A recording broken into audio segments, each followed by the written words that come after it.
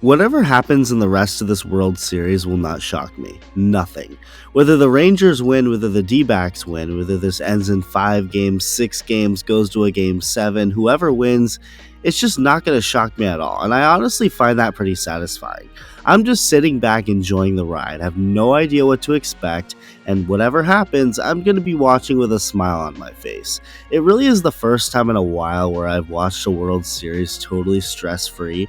Typically, every year there's a team I really want to win, or at the very least, a team I really don't want to see win. So, as a result, I end up becoming a massive fan of the team I don't mind as much.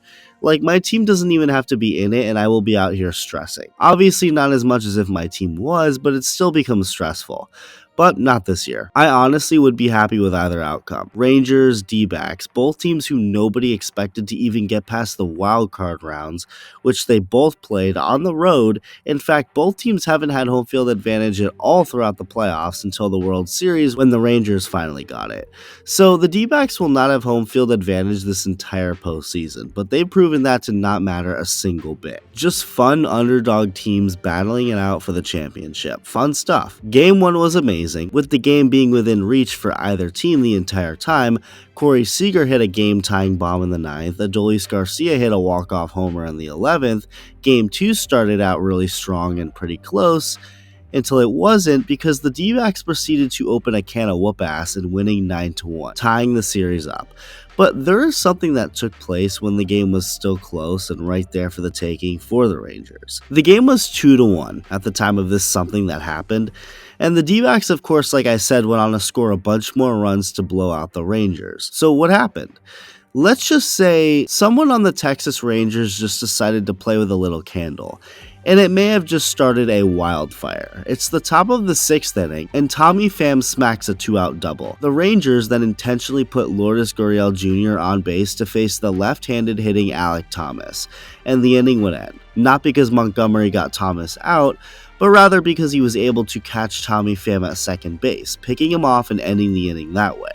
Obviously never something you want to do to get picked off of a base, no matter which base it is, no matter what moment it is.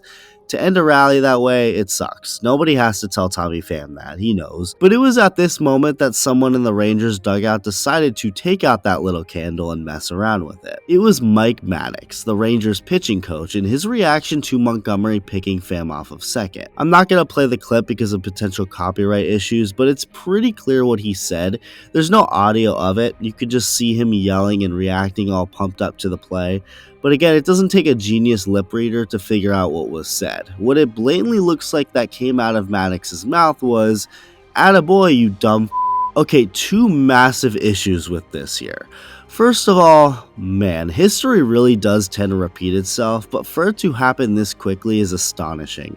Orlando Arcia mocked Bryce Harper after he kind of screwed up to end Game 2 of the NLDS, and he went around laughing in the Braves clubhouse yelling, "Attaboy Harper."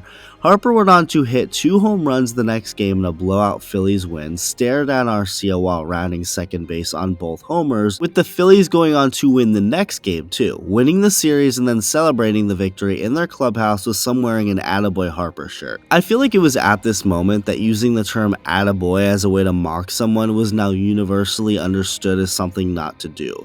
I mean, I feel like we can all agree on that, right? Well, I guess not Mike Maddox, so there's that, and then you have what he said after Attaboy, calling Tommy Pham a dumb f***. We've established the Attaboy thing, saying that on its own is a death sentence. To then follow that up with calling a player a dumb f*** is even worse. But to realize that the player you just mocked and said these words to was Tommy Pham? Oh, buddy, you done effed up big time. I mean, you might as well start digging your own grave. It's one thing to mock the opposing team or any of their players before a series is over, as poking the bear is never a good strategy. But it's another thing when that player you are mocking is Tommy frickin' Pham.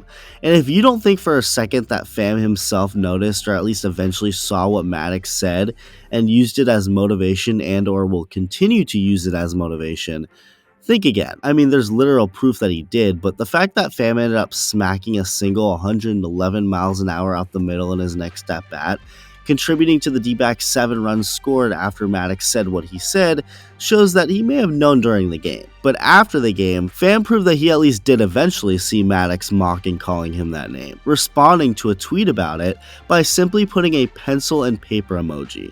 Another way of saying he's writing that down or just noting it as something to remember. So we've already seen an immediate aftermath of Mike Maddox's decision to trash talk Tommy Pham.